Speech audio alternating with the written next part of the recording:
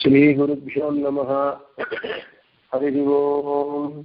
ओं वंदे विष्णुं नमामि श्रियमथ च भुवं ब्रह्मवायू च वंदे गायत्रीं भारतीं तामपि गरुडमनन्तं भजे रुद्रदेवं।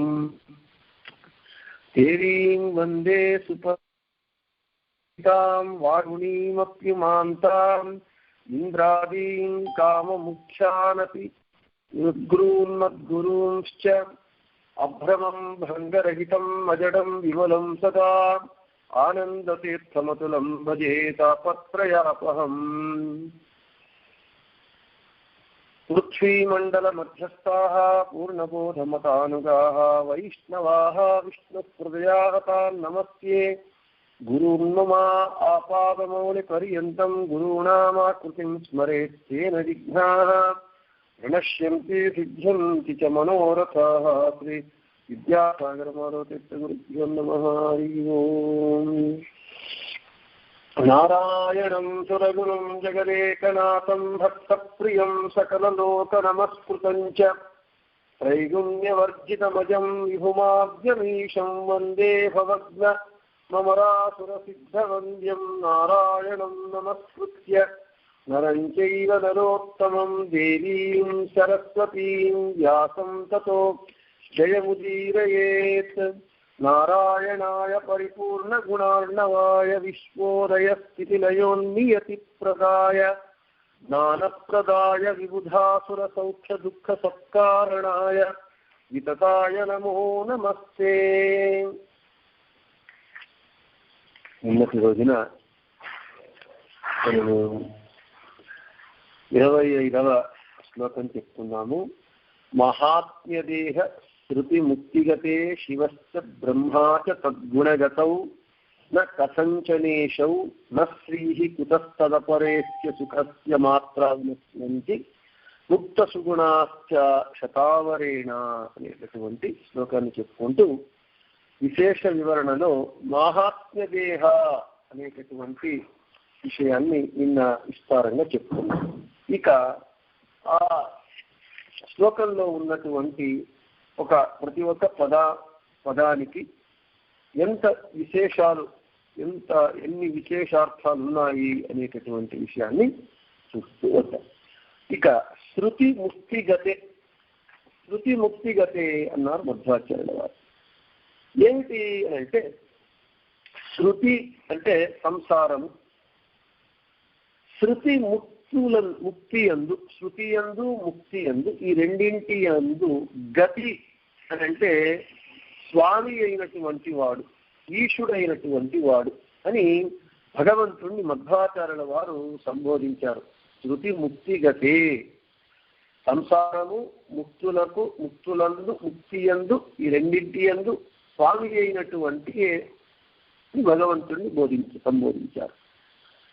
మనకు పురుష సూక్తంలో ఉతామృతత్వశేషానో ఇదన్నేనాతిరోహతి అనేటటువంటి ఆ పురుష సూక్తం యొక్క ఆ వాక్యార్థాన్ని కూడా శృతి ముక్తిగతే అనేటటువంటి పదంతో మధ్వాచార్యుల వారు సంగ్రహించారు అని మనకు చెబుతున్నారు. ఏమిటి ఆ ఉతామృతత్వశేషానో ఇదన్నేనాతిరోహతి అనేటటువంటిది అర్థం ఏమిటి? ఆ పురుష సూక్త వాక్యార్థం ఏమిటి అని అంటే ఏ కారణము చేత మనము ఈ యత్ అంటే ఏ కారణము చేత అన్నము అంటే అద్యతేత్తి చ భూతాని తస్మాదన్నం తదుచ్యతే అని శృతి చెప్పింది. అంటే భగవంతుడి చేత సంహారము పొందుతూ ఉన్నాం. ఈ జీవులందరూ భగవంతుని చేత సంహారాన్ని పొందటం చేత ఆ కారణం చేత అన్నము అని పిలువబడి మరణశీలురై ఉన్నారు. మర్త్య సమూహం అంటే మానవ సమూహం అంతా మర్త్య అంటే మరణించేటటువంటి శీలము కలిగి ఉన్నారు. అతిరోహతి అంటే ఆ మనుష్యుల వలె మరణాన్ని పొందకుండా ఉండేటటువంటి కారణం చేత ఉత అంటే ఈ మనుష్యుల వలె భగవంతుడు మరణాన్ని పొందకుండా ఉన్నాడు అనేటటువంటి కారణం చేత అమృతత్వస్య అంటే ఆ ముక్తల సమూహానికి, అంటే ముక్తులు అముక్తులు, ముక్తులు అంటే ముక్తిಯನ್ನು పొందినటువంటి వారు, అంటే ఈ మరణశీలమున్నటువంటి ఈ మనుష్యుల ఈ దేహాన్ని పోగొట్టుకొని అమృతత్వాన్ని పొందినటువంటి వారు, మరణతత్వాన్ని పోగొట్టుకొని అమృతత్వాన్ని పొందినటువంటి ముక్తుల సమూహానికి ఈశానః స్వామి అయి ఉన్నావు భగవంతుడు. అది యుతామృతత్వస్యేషానో ఇదన్నేనాతిరోహతి అనేటటువంటి పురుష సూక్త వాక్యం యొక్క అర్థము. అంటే మరణశీలురైనటువంటి మనుష్యుల వారు ఈ ముక్తులు మరణశీలాన్ని పోగొట్టుకొని అమృతత్వాన్ని పొందినటువంటి ముక్త జీవుల సమూహానికి భగవంతుడు స్వామి అయి ఉన్నాడు. అదే శృతి ముక్తి గతే, అంటే సంసారమునందు ముక్తి యందు స్వామి అయినటువంటి వాడు జీవులకు భగవంతుడు అని భగవంతుణ్ణి ఈ శృతి ముక్తి గతే అనేటటువంటి పదంతో మనకు సంబోధించి మధ్వాచార్యుల వారు చెబుతూ ఉన్నారు. ఇక శివస్య బ్రహ్మాచ తద్గుణగతౌ న కథంచనేషౌ అనేటటువంటి వాక్యాన్ని మనకు శ్లోకంలో మధ్వాచార్యుల వారు చెప్పారు. ఆ శ్లోకం యొక్క అర్థం ఏమిటి అని అంటే, భాగవత వాక్యం ఉన్నది, నాంతం గుణనామ గుణస్య జగ్ముర్యోగేశ్వరాయే భవపాద ముఖ్యాః అని.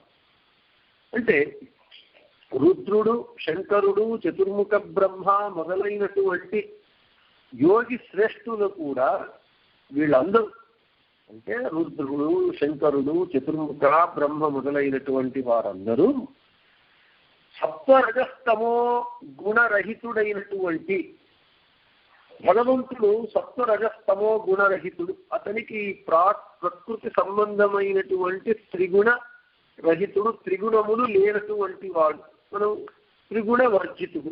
కాబట్టి భగవంతుని అగుణుడు అంటే గుణరహితుడు అని చెబుతూ ఉన్నాం.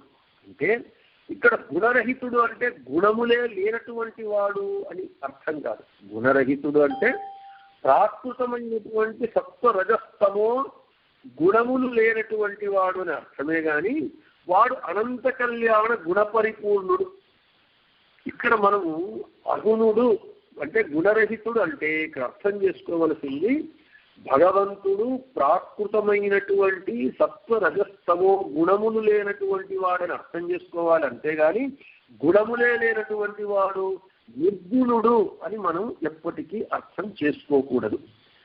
అదే ఇక్కడ భగవంతుడు ప్రాకృత గుణరహితుడై అనంత కళ్యాణ అప్రాకృత గుణము కలిగేటువంటి వాడు. అటువంటి భగవంతుని యొక్క గుణముల చివరను అంటే అంత్యాన్ని చతుర్ముఖ బ్రహ్మ రుద్రాదులు కూడా కనలేకపోతూ ఉన్నారు. అంటే భగవంతుడు అనంత కళ్యాణ గుణపరిపూర్ణుడు అని. అందుకే శివశ్చ బ్రహ్మాచ సద్గుణగతౌ న కథంచనేషౌ అని చెప్తారు. అంటే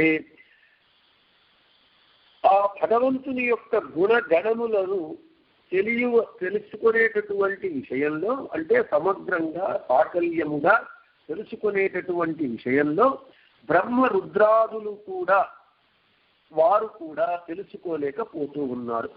మనము ఆశీర్దార గుణవారిది అప్రమేయ అనేటటువంటి రెండవ శ్లోకంలో చెప్పుకున్నాం. అప్రమేయ అంటే బ్రహ్మ రుద్రాదులకు కూడా భగవంతుని యొక్క గుణములను సాకల్యముగా సమగ్రముగా తెలుసుకునేటటువంటిది సాధ్యం కాదు, వారికి కూడా సాధ్యం కాదు అని ఈ శివ బ్రహ్మాచ సద్గుణగతౌ న కథంచ నేషౌ అని చెప్పారు. ఇక నశ్రీ అని చెప్పారు. ఇక్కడ నశ్రీ అని చెబుతూ, శ్రీ అంటే శ్రీదేవి అంటే లక్ష్మీదేవి, భగవంతుని యొక్క అవిభక్త కుటుంబిని పత్ని. ఆమె భగవంతుని గుణములను, సర్వోత్తమత్వాది భగవంతుని అనంత గుణములను పొందుటయందు తెలుసుకొనుటయందు నా ఈషా అంటే సమర్థురాలు కాదు అని మనకు చెబుతున్నారు. ఇక్కడ నశ్రీ అంటే లక్ష్మీదేవి కూడా భగవంతుని గుణములను సమగ్రముగా సాకల్యముగా తెలుసుకొనుటకు సాధ్యము కాదు అని మనం అప్రమేయ అనేటటువంటి ఆ శబ్ద యొక్క అర్థాన్ని వివరించేటప్పుడు విస్తారంగా చెప్పుకున్నాం. హరికథామృత సారంలో కూడా జగన్నాథ దాసుల వారు మంగళాచరణ సంధిలో శ్రీరమణి కరకమల పూజిక అని చెబుతూ ఆ మొదటి శ్లోకం భగవంతునికి లక్ష్మీ నరసింహస్వామికి నమస్కారం చేసిన తర్వాత లక్ష్మీదేవికి నమస్కారం చేస్తారు. అక్కడ చెబుతూ ఉన్నారు, జగదుదర నటి విమల గుణ రూపಗಳ ఆలోచనది భారత నిగమ తటిಗಳ అతిక్రమిసి ಕ್ರಿಯಾ ವಿಶೇಷಗಳ ಬಗೆ ಬಗೆಯ ನೂತನವ ಕಾಣುತ್ತ ನಿಗೆ ಹರುಷದಿಂಪೊಗಳಿ ಹಿಗ್ಗುವ ತ್ರಿಗುಣವಾಣಿ మహాలక్ష్మి సంతైసలనుదినవు అని. అంటే జగత్తునంతా తన ఉదరంలో పెట్టుకున్నటువంటి భగవంతుని యొక్క గుణములను వేదములు పురాణములు భారతము ఇటువంటి వాటిలో చెప్పినటువంటివన్నీ లక్ష్మీదేవికి కరతలామలకము. వాటిలో చెప్పనటువంటి విషయాలను ఆమె ఆలోచించి నిత్య నూతనంగా క్షణక్షణము తెలుసుకుంటూ ఆనందముతో పొంగిపోతూ ఉన్నది. ఈ క్షణం వరకు ఆమె భగవంతునిలో నిత్య నూతనమైనటువంటి గుణాలను చూస్తూనే ఉన్నది.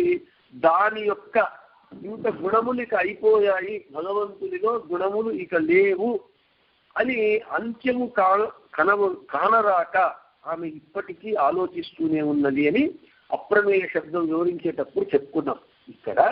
ఇక్కడ కూడా మళ్ళీ లక్ష్మీదేవి కూడా భగవంతుని యొక్క గుణములను సమగ్రముగా సాకల్యముగా తెలుసుకొనుటకు సమర్థురాలు కాదు. ఏ జీవోత్తముడైనటువంటి బ్రహ్మ వాయువుల కంటే ఉత్తమురాలైనటువంటి అక్షరతత్వమైనటువంటి అవిభక్త కుటుంబిని అయినటువంటి భగవంతుని వక్షస్థల వాసిని అయినటువంటి లక్ష్మీదేవి కూడా భగవంతుని యొక్క గుణములను సమగ్రముగా తెలుసుకొనజాలదు. ఇదే నశ్రీ అని చెబుతూ మనకు అంబరణి సూక్తంలో మధ్వాచార్యులు ఈ నశ్రీ అనే చెబుతూ శ్రీ న ఈషా అని చెబుతూ లక్ష్మీదేవి కూడా తెలుసుకోజాలదు అని చెబుతూ అంబరణి సూక్తంలో చెప్పినటువంటి విషయాన్ని ఇక్కడ సంగ్రహిస్తూ ఉన్నారు ఈ పదం ప్రయోగం చేస్తూ. అంబరణి సూక్తంలో మనకు లక్ష్మీదేవి చెబుతుంది ఏమని, మమ యోనిరత్వ అంతఃసముద్రే తతో వితిష్టే భువనాను విశ్వోతామూంద్యాం వర్ష్మణోపస్పృశామి పరోదివాపరాయేనా ప్రత్యైతావతి మహినా సంబభూవ అనేటటువంటి ఆ అంబరణి సూక్తంలో ఉన్నటువంటి ఈ వాక్యార్థాలను ఈ పదప్రయోగం చేత మధ్వాచార్యుల వారు సంగ్రహించారు అని చెబుతూ ఏమిటయ్యా ఆ సూక్తం అంబరణి సూక్తంలో ఉన్న ఆ వేద వాక్యాల అర్థం ఏమిటి అని అంటే ఈ విధంగా లక్ష్మీదేవి చెబుతూ ఉన్నది. నేను బ్రహ్మాదులను సృష్టి చేయగలను, సంహారం చేయడానికి నేను సమర్థురాలను. నేను ఎవరినైతే బ్రహ్మను చేయాలి అనుకుంటానో వారిని బ్రహ్మను చెయ్యగలను, రుద్రుణ్ణి చెయ్యగలను. నేను అంత సమర్థురాలను అని లక్ష్మీదేవి చెబుతూ మమయోని అప్స్వ అంతఃసముద్రే అని చెబుతూ ఈ మహిమ, ఈ శక్తి, నాకు ఈ సామర్థ్యము ఎవరి వల్ల వచ్చింది అని అంటే మమ అంటే నాకు యోని కారణమైనటువంటి వాడు ఒక భగవంతుడు. వాడు సముద్రే అంతః అప్సు సముద్ర జలంలో ఉన్నాడు అతను. తతః నాకు కారణమైనటువంటి ఆ నారాయణుని చేత విశ్వభువన నేను చేరుకొని అంటే లక్ష్మీదేవి చెబుతున్నాను నాతో సహా చేరుకొని సమస్త జగత్తును సృష్టించడము మొదలైనటువంటివన్నీ జరుగుతూ ఉన్నది భగవంతుని చేత. అంటే ఈ లక్ష్మీదేవి చెబుతూ ఉన్నది నేను ఏమైనా చెయ్యగలను, ఏమి చెయ్యడానికైనా నేను సమర్థురాలను. అంటే ఈ శక్తి నాకు ఎలా వచ్చింది అంటే నా పతి అయినటువంటి నది అని ఇంకా చెబుతూ ఆమె ఏం చెబుతూ ఉన్నది అంటే అంటే ఈ భూమిని ద్యాం అంటే దేవలోకాన్ని ద్యులోకాన్ని నా దేహము చేత ఉపస్పృశామి, నేను ఊరికే స్పర్శిస్తూ ఉన్నానంతే, స్పర్శ చేస్తూ ఉన్నానంతే. ఎలా అని ఉదాహరణ చెబుతూ, తల్లి పెరుగును మనకు కవ్వముతో బాగా వతిస్తూ ఉంటుంది. అప్పుడు చిన్న బిడ్డ ఏం చేస్తుంది, తల్లి యొక్క చేతిని పట్టుకుంటుంది. అంటే తల్లి పెరుగును చిలుకుతూ ఉంటే చిన్న బిడ్డ తల్లి కూతురు వచ్చి ఆ తల్లి చేతిని పట్టుకుంటుంది.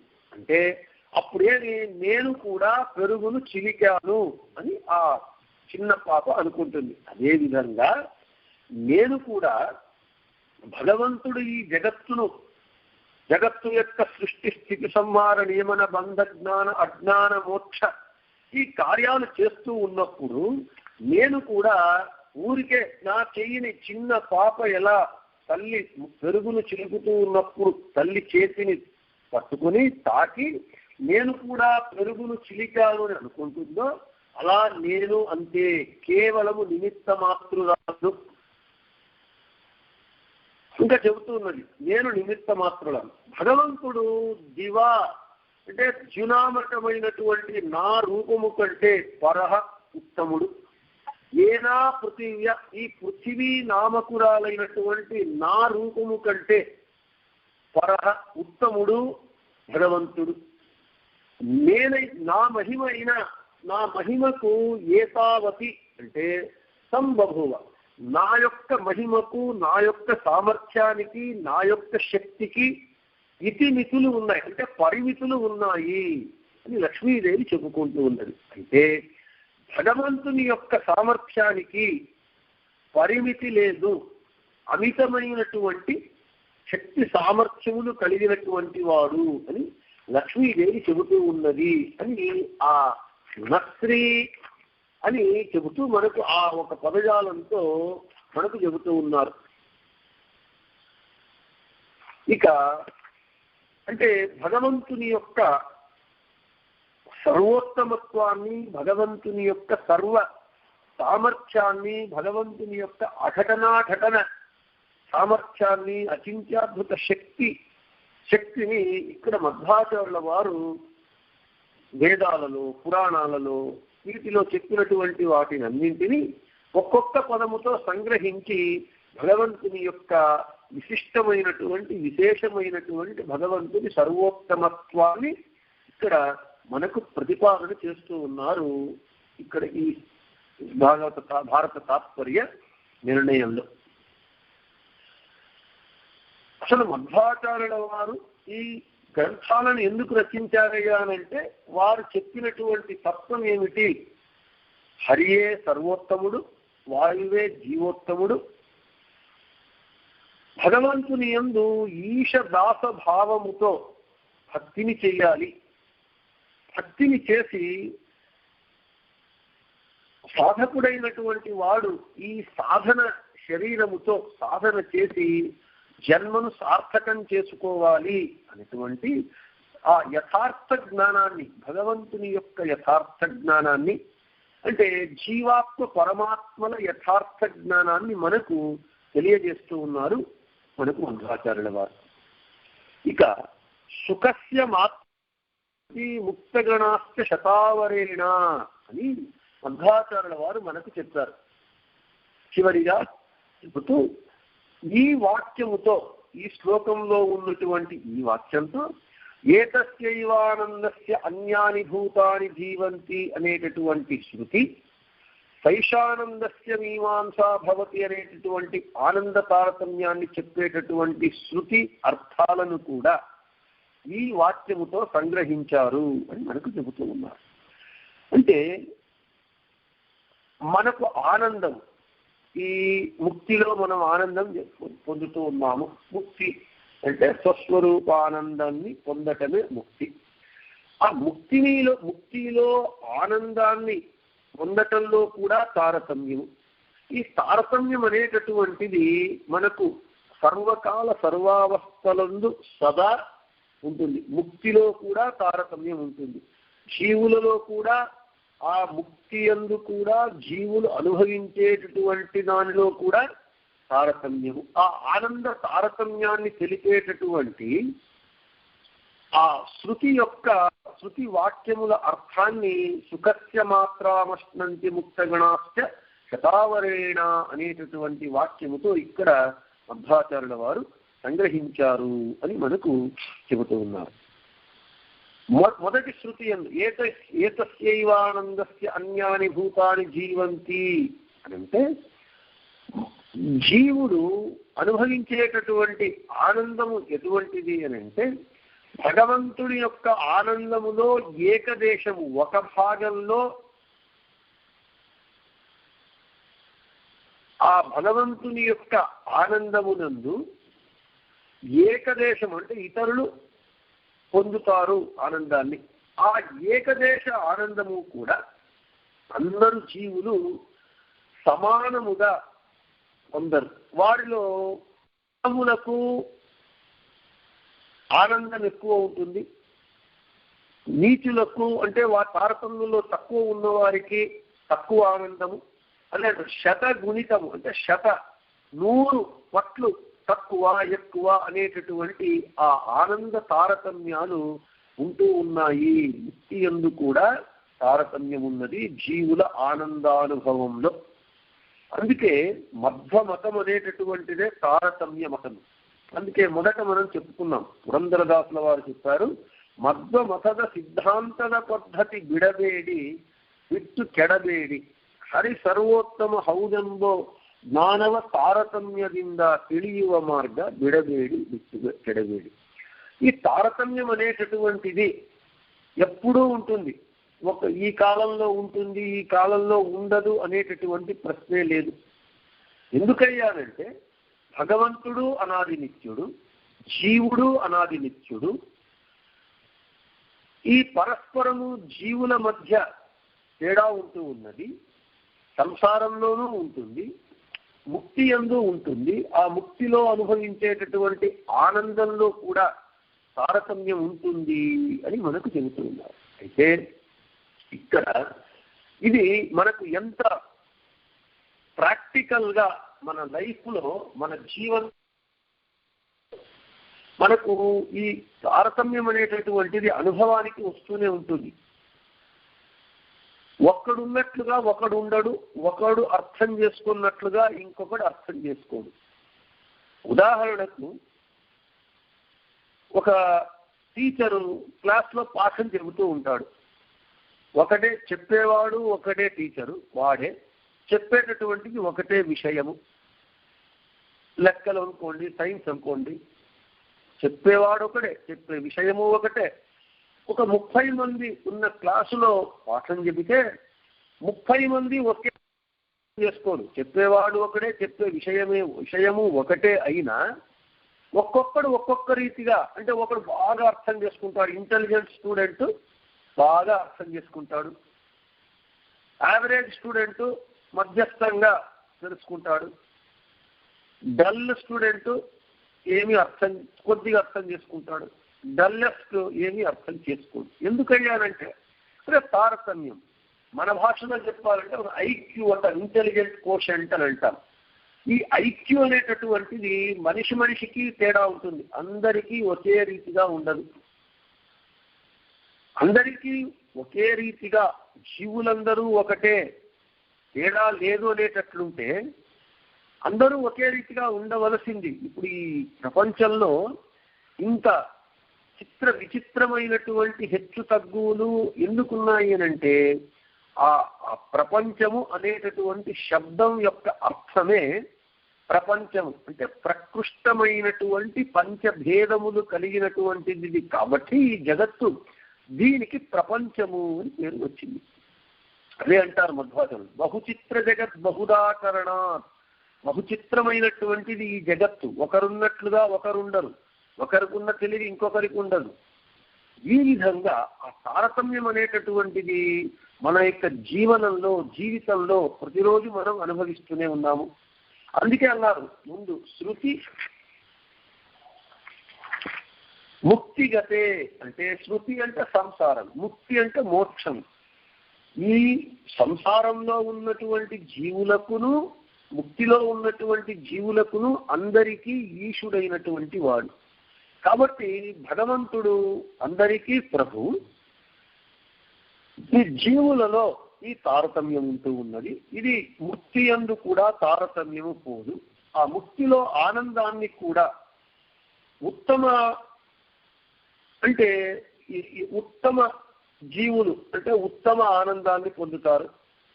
వారికంటే తక్కువ వారికంటే తక్కువ ఆనందాన్ని అనుభవిస్తూ ఉంటారు. ఈ విధంగా మనం తెలియాలి. అదే సుఖస్య మాత్రామశ్నంతి ముక్తగణాస్త శతావరేణ అనేటటువంటి వాక్యంతో శృతి అర్థాన్ని మనకు మధ్వాచార్యుల వారు వివరించారు అని చెబుతుంది. ఇంకా మనకు ఇదే జీవుడే ముక్తికి వెళ్ళేది కూడా సంసార బంధనాన్ని పోగొట్టుకొని వెళ్ళేవాడు ఇదే జీవుడే ముక్తుడు. అంటే జీవునిలో మార్పు లేదు. సంసారంలో ఉన్నాడు ఇదే జీవుడే. సంసార బంధనము పోగొట్టుకున్న తరువాత పోయేటటువంటి వాడు ముక్తికి ఇదే జీవుడే. కాబట్టి జీవుడు అదే వాడే అయినప్పుడు వానికి తారతమ్యాలు ఉంటాయి. ఎందుకు చెప్పాను కదా, ఒకరికి ఐక్యూ ఎక్కువ ఉంటుంది, ఒకరికి తక్కువ ఉంటుంది. కాబట్టి ఈ జీవుడు ఎక్కడన్నా వానిలో తారతమ్యం అనేటటువంటిది తప్పకుండా ఉంటుంది. ఇక్కడ ఆ ముక్తిలో జీవులు అనుభవించేటటువంటి ఆనందంలో కూడా తారతమ్యం ఉంటూ ఉన్నది అని మనకు ఇక్కడ వివరిస్తూ ఉన్నారు. ఇంకా మనకు తారతమ్యం గురించి చెప్పవలసి వస్తే, మనమందరూ గంగా నదికి వెళతాం. హరిద్వార్ అక్కడ ఉత్తర భారతదేశ యాత్రకి వెళ్ళినప్పుడు గంగా నదికి వెళ్ళినప్పుడు గంగ పవిత్రమైనటువంటిది. గంగా నీళ్లను మనం తెచ్చి ఇంట్లో పెట్టుకుంటాం. ఒక రాగి చెంబులో దాన్ని తీరి వేసి పెట్టుకుంటాం. పోయిన వాళ్ళు ఎవరెవరి శక్తి మేరకు వాళ్ళు తెచ్చుకుంటారు. బాగా డబ్బులుండి పెద్ద పాత్రలో తెచ్చుకునే వాళ్ళు తెచ్చుకుంటారు. కొంత చిన్న పాత్ర, అందరూ ఒకే విధంగా తెచ్చుకోవచ్చు కదా అని అంటే తెచ్చుకో. ఎవరెవరి యోగ్యత, ఎవరెవరి యొక్క ఆసక్తి, శ్రద్ధ, భక్తి, శక్తి, వీటి మీద ఆధారపడి అందరూ గంగాజలాన్ని అక్కడి నుంచి తెచ్చుకుంటారు. ఎందుకయ్యాలంటే ఆ జీవులలో వారి యొక్క స్వభావంలోనే హెచ్చు తగ్గులున్నాయి. ఇక్కడ సంసారంలో కానీ ముక్తి యందు కానీ ఆనందాన్ని అనుభవించే విషయంలో కానీ ఉన్నది అనే విషయాన్ని తెలియజేస్తున్నాడు. ఇక భగవంతుని యొక్క ఆనందం ఎంత? భగవంతుని సరే జీవుల ఆనందము 100 గుణాలు తక్కువ ఎక్కువ ఆ జీవుని యొక్క ఆ యోగ్యతను బట్టి అని మనం చెప్పుకున్నాం. అయితే భగవంతుని ఆనందము ఎంత అని మనం వస్తే, యతో వాచో నివర్తంతే అప్రాప్య మనసా సహ ఆనందం బ్రహ్మణో విద్వాన్ అనేటటువంటి శృతి యందు వేదమునందు చెప్పినట్లుగా భగవంతుని యొక్క ఆనందము ఎవరి మనస్సులకు వాక్కులకు అందనటువంటి అతీతమైనటువంటి నిరవధికమైనటువంటి అవధి లేనటువంటి ఆనందం భగవంతునిది. ఇది భగవంతుని ఆనందం. ఈ జీవునికి ఇంత గుణాలు ఎక్కువ తక్కువ అని హెచ్చు తగ్గులతో జీవుల యొక్క ఆనందాన్ని మనము లెక్కగట్టి చెప్పవచ్చు గాక. అయితే భగవంతుని ఆనందం చెప్పాలి ఎంత అనంటే, అది ఎవరికి కూడా, ఎవరి బ్రహ్మ మొదలుకొని లక్ష్మీదేవి మొదలుకొని ఎవరి మనస్సులకు గాని వాక్కులకు గాని అందనటువంటి అతీతమైనటువంటి అవధి లేనటువంటి నిరవధికమైనటువంటి ఆనందము కలిగినటువంటి వాడు భగవంతుడు అని భగవంతుని యొక్క వైశిష్ట్యాన్ని, భగవంతుని యొక్క లక్షణాలను, గుణాలను వారు మనకు సుందరంగా వర్ణిస్తూ ఉన్నారు. ఇటువంటి భగవంతునికి వేరే వాళ్లకు ఇటువంటి భగవంతునితో సామ్యం ఎలా ఉంటుంది? సామ్యం అంటే సమానత ఎలా ఉంటుంది? ఎవరికి ఉండదు. కాబట్టి భగవంతునితో సామ్యము కలిగినటువంటి వారు జగత్తులో ఎవ్వరూ లేరు, వాడొక్కడే. అందుకే వాడు సర్వోత్తముడు అని మనకు ఆ భగవంతుని యొక్క సర్వోత్తమత్వాన్ని చాలా సుందరంగా ఒక్కొక్క మాటలో ఇన్ని శృతుల స్మృతుల ఇతిహాసముల అర్థాలను నింపుతూ మనకు సుందరంగా భగవంతుని యొక్క తత్వాన్ని, భగవంతుని యొక్క మహిమను మధ్వాచార్యుల వారు మనకు వర్ణిస్తూ ఉన్నారు. ఇక 26వ శ్లోకానికి వద్దాం. ఆభాసకాభాస పరావభాస రూపాణ్యజస్రాణి చ చేతనానాం విష్ణో సదైవాతి వశాత్ కదాతి గచ్చంతి కేశాది గణాన ముక్తౌ అని చెబుతున్నారు. ఇక ఈ బింబ ప్రతిబింబ భావము దాని గురించి చెబుతూ, శ్రీహరికి ప్రతిబింబము వాయువు, వాయుదేవునికి ప్రతిబింబము రుద్రుడు, రుద్రునికి ప్రతిబింబము ఇంద్రుడు, ఇంద్రునికి ప్రతిబింబము దక్షాదులు. నిత్యులైన ఈ జీవులందరికీ సంసార అవస్థలో కానీ ముక్తి అవస్థలో కానీ వీరందరూ కూడా శ్రీహరి వశంలో ఉండేవారే. కానీ ఈ బ్రహ్మ రుద్రాలు, ఈ జీవగణమంతా భగవంతుని అతిక్రమించి భగవంతుని మీరి పోయేటటువంటి వారు కారు అని మనకు ఈ శ్లోకంలో చెబుతూ ఉన్నారు. ఇది ఈ శ్లోకం యొక్క అర్థం. ఇక ఈ బింబ ప్రతిబింబ భావము అని మనం చెప్పుకున్నాం, కనుక వచ్చింది. బింబము స్వతంత్రము, ప్రతిబింబము అస్వతంత్రము. పెద్దవారు చిన్నవారి, చిన్నవారు పెద్దవారికి ప్రతిబింబము. ఇలా మనకు కింది నుండి పైకి ఆ బింబ ప్రతిబింబ భావం పోతూ ఉంటుంది, పరంపరాగతంగా పోతూ ఉంటుంది. ఇక్కడ ఈ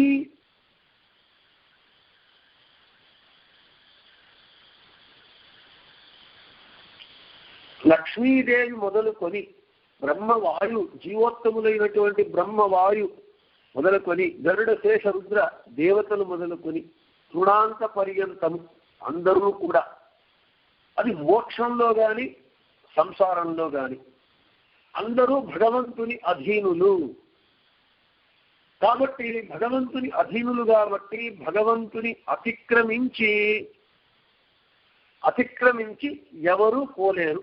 అంటే అందరూ భగవంతుని అధీనంలో ఉంటారు, భగవంతుని వశంలోనే ఉంటారు. అంటే ఇక్కడ మనకు ఈ విషయం, దీనితో ఏం చెబుతూ ఉన్నారు అంటే భగవంతుని యొక్క సర్వతంత్ర స్వాతంత్ర్యత్వాన్ని చెబుతూ ఉన్నారు. అంటే భగవంతుడు ఒకడే స్వతంత్రుడు, మిగిలిన వారందరూ కూడా అస్వతంత్రుడు. అందరూ భగవంతుని వశంలో ఉంటారు. ఎక్కడైనా ఉంటారు అని అంటే కేవలము సంసారంలో మాత్రమేనా లేదా ముక్తిలో మాత్రమేనా అంటే అది సంసారం కానీ ముక్తి కానీ అందరూ సదా సర్వకాల సర్వావస్థలందు సదా భగవంతుని యొక్క అధీనులుగా ఉంటారు. ఎప్పటికీ ఎప్పుడు కానీ ఎలా కానీ వీరు భగవంతుని అతిక్రమించి పోలేరు. ఈ విధంగా భగవంతుని యొక్క అతని సర్వోత్తమత్వాన్ని, సర్వతంత్ర స్వాతంత్ర్యత్వాన్ని మనకు చెబుతూ ఉన్నారు. ఇప్పుడు అందరూ జీవులు తమ తమ బింబ రూపములకు అధీనులు. అంటే ఇప్పుడు సర్వజీవులు, అందరు జీవులు అన్ని భగవద్రూపములకు సదా ఒకే రీతిగా అధీనులై ఉంటారు. ఇక్కడ మనకు ఇది చాలా ఆసక్తికరమైనటువంటి విషయం. ఈ జీవులందరూ కూడా అనాది నిత్యులు, అనంత జీవరాశి. ఇన్ని జీవరాశులు, ఇంతమందే జీవులు, ఇన్ని కోట్ల మంది అని మనకు లెక్కలేదు. అనంతం, అంతము లేనటువంటిది ఈ జీవరాశి. ఈ అంతము లేనటువంటి జీవరాశికి ప్రతి ఒక్క జీవునికి భగవంతుడు వాడు ఉపాసన చెయ్యటానికి తాను బింబరూపి అయి వాని కొరకు ఉన్నాడు. ఈ ప్రతి ఒక్కరికి జీవునికి బింబముగా ఉన్నప్పుడు వాడు సరే ఒకరికి అధీనుడు ఇంకొకరికి అధీనుడు కాడు అనేటటు ఈ అందరు జీవులు అన్ని భగవద్రూపములకు అధీనులుగానే ఉంటారు. అందరు జీవులు అన్ని భగవద్రూపాలకు అధీనులుగా ఉంటారు అని చెబుతున్నారు. ఇందుకే మనకు ఒక ఇది ఉంది, మమ స్వామి హరిర్నిత్యం సర్వస్య పతిరేవచ. నా యొక్క స్వామి, నా బింబరూపి భగవంతుడు నాకు స్వామి, నా బింబరూపి భగవంతుడే అందరికీ సర్వస్వామి, అందరికీ పతి అంటే స్వామి ఈశుడై ఉంటూ ఉన్నాడు. అంటే భగవంతుడు అన్ని జీవుల అందరి బింబరూపి భగవంతుడు, అందరికీ భగవంతుడు, అందరు జీవులు వానికి అధీనులే. అందుకే అన్నారు దాసుల వారు, ఎన్న స్వామి నీ సర్వస్వామి భిన్నరహిత నిఖిల జగదంతర్యామి. ఎన్న స్వామి అంటే నా బింబరూపి స్వామి, నీవే సర్వస్వామి, అందరికీ నీవే భగవంతుడు స్వామి అయి ఉన్నావు. నా బింబరూపి భగవంతుడు నాకు స్వామి, నీ బింబరూపి భగవంతుడు నీకు స్వామి, ఇంకొకరు ఇలా అనంతమైనటువంటి బింబరూపములన్నీ అన్ని అఖిలమైనటువంటి బింబరూపముల మధ్య భేదం.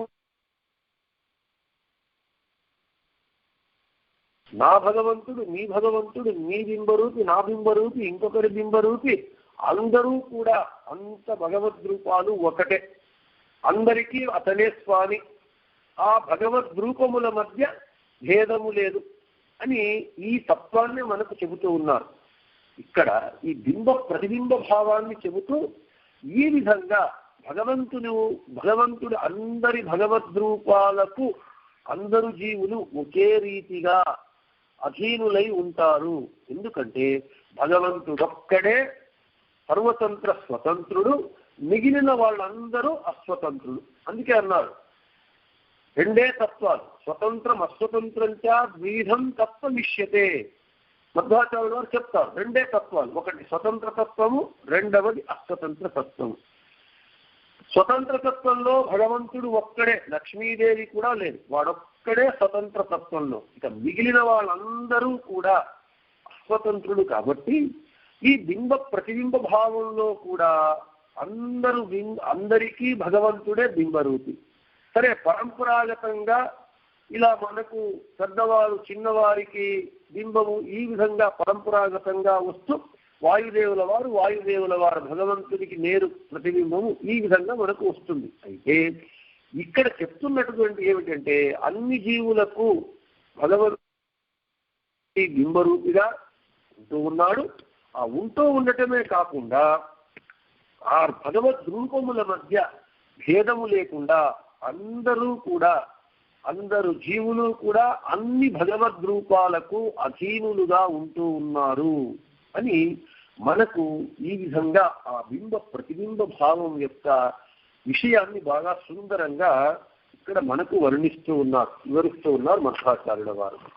ఇక చివరికి కదాపి కేశవాదిగణ ముక్తవు అటు కేశవ ఇక్కడ ఆ కేశవ శబ్దానికి ఎంత బాగా అర్థం ఉంటూ ఉన్నది అని అంటే ఆది కేశవ. కా శబ్దానికి మారుతే వేదసి బ్రజ్ఞే పుంసి కహ కం శిరోంబుని అనేటటువంటి ప్రమాణానుసారము చతుర్ముఖ బ్రహ్మ అనే అర్థం, మరియు అంబు అంటే నీళ్లు అనే అర్థం. రెండు అర్థాలు ఉన్నాయి ఇక్కడ. ప్రస్తుతము జలము అని అంటే ప్రళయకాలంలో జల స్వరూపంలో ఉన్నటువంటి లక్ష్మీదేవి అని. ఇక మళ్ళీ చతుర్ముఖ బ్రహ్మ అని అర్థం. తరువాత ఈశ అంటే రుద్రుడు. అంటే కేశవ అనేటటువంటి శబ్దానికి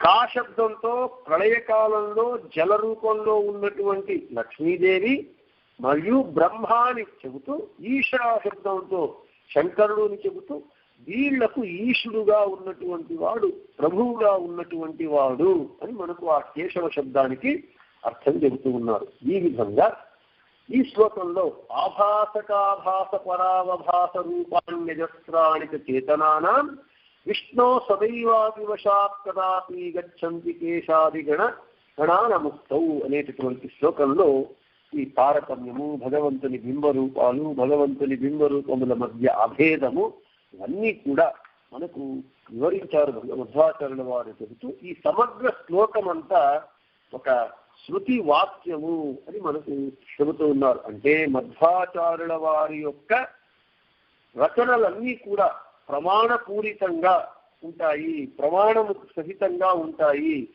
ప్రమాణములు లేకుండా మధ్వాచార్యుల వారి మాటలు తక్కువ ఉంటాయి, ప్రమాణాలే ఎక్కువగా ఉంటాయి అని మనకు దీనివల్ల అర్థమవుతూ ఉన్నది అని చెబుతూ మళ్ళీ ఒకసారి మనం గుర్తు చేసుకోవాలి. మధ్వాచార్యుల వారి మాటలు ఎలా ఉంటాయి అని అంటే బాలసంగమతి బోధయదృశం దుర్నిరూపవచనంచ పండితై. బాలకులకు అంటే విద్యార్థకులకు అర్థమవుతుంది, పండితులకు కూడా అర్థము కాదు. అంత విస్తృతమైనటువంటి అర్థాలు కలిగినటువంటిది మధ్వాచార్యుల వారి యొక్క రచనలు అని చెబుతూ కృష్ణార్పణమస్తు, మధ్యేశార్పణమస్తు, అందరికీ శుభమస్తు.